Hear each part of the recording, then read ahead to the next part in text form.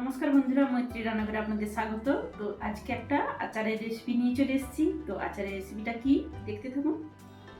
আজকে আমি আপনাদের বানিয়ে দেখাবো একটা মিক্সড আচার। তো আম তো নিয়ে নিয়েছি, সঙ্গে নিয়েছি গাজর, তারপর নিয়েছি আদা, লেবু, কাঁচা লঙ্কা। তো এগুলো কাটাকুটি করব। তো কি কি মশলা নিয়েছি আচারে দেওয়ার জন্য সেটা আপনাদের সঙ্গে শেয়ার করছি।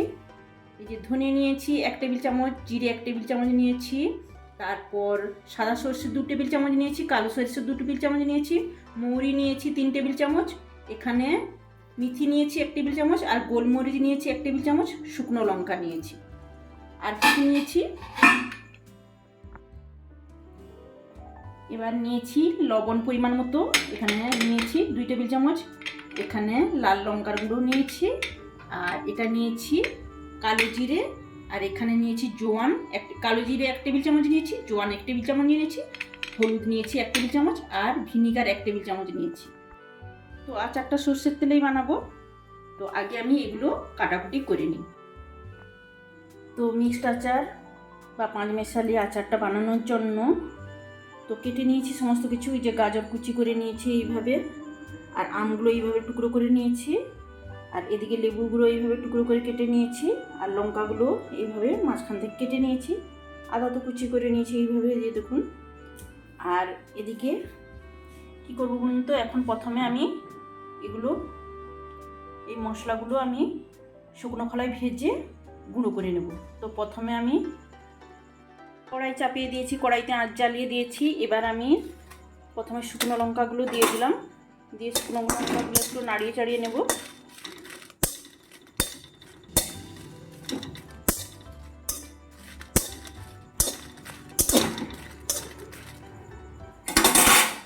লঙ্কাগুলো একটু ভাজা ভাজা হয়ে এসছে।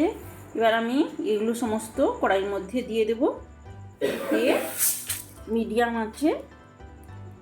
টু লো আঁচে আমি নাড়তে থাকবো। কড়াই যেহেতু গরম আছে, লো আঁচেই আমি এইভাবে নাড়তে থাকবো।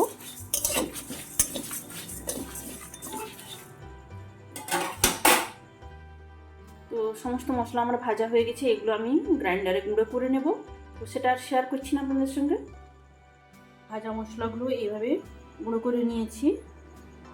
তো এখন আমি কড়াইতে আঁচ জ্বালানো আছে, এবার আমি পরিমাণ মতো সর্ষের তেল দিয়ে দেব।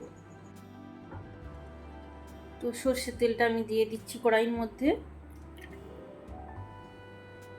তেলটা একটু গরম হোক।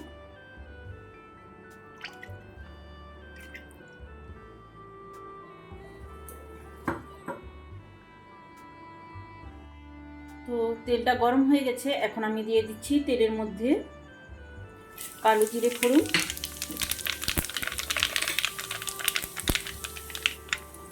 আর জোয়ান ফোড়ন দিয়ে দিলাম। এবার আঁচটা বন্ধ করে দিলাম। দেখুন কালো জিরে আর জোয়ানটা ভাজা হয়ে গেছে। এবার তেলটা ঠান্ডা হতে থাকুক, তারপর ফিরে আসছি।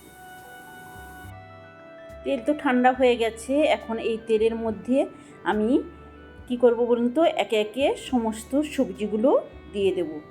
তো দেখুন সমস্ত একসঙ্গে সবজিগুলো দিয়ে দিচ্ছি।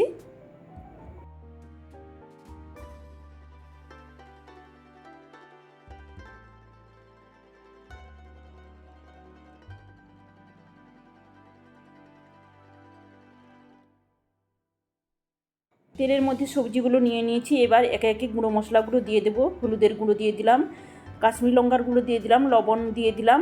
এবার এই যে ভেজে গুঁড়ো করে রাখা মশলাটাও আমি এর মধ্যে দিয়ে দেব।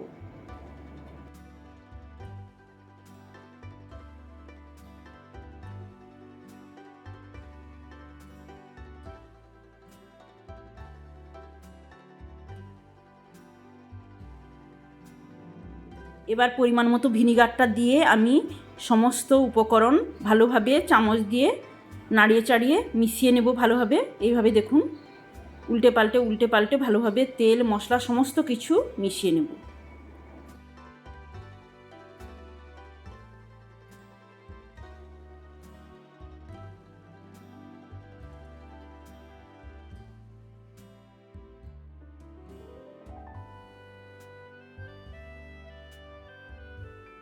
সমস্ত কিছু মেশানো হয়ে গেছে। এবার আমি একটা কাঁচের বয়াম নিয়ে নিয়েছি, এর মধ্যে মিক্সড আচারটাকে ভরে নেব।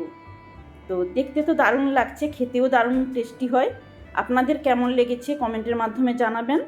তো ভাত, রুটি, পরোটা সমস্ত কিছুর সঙ্গে খাওয়া যাবে।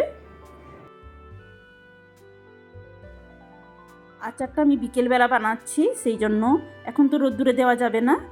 আর বয়ামটা চাপা লাগিয়ে এখন রেখে দেব, পরের দিন আমি একটা কাপড় ঢাকা দিয়ে রোদ্দুরে দেব।